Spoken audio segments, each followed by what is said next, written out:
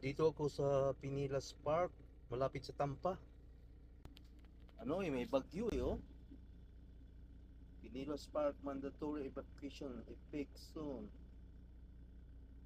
At tinawagan ko yung customer, hindi nila i-unload. Refuse. Pero babayaran pa rin nila ako dito kasi hindi ko kasalanan eh.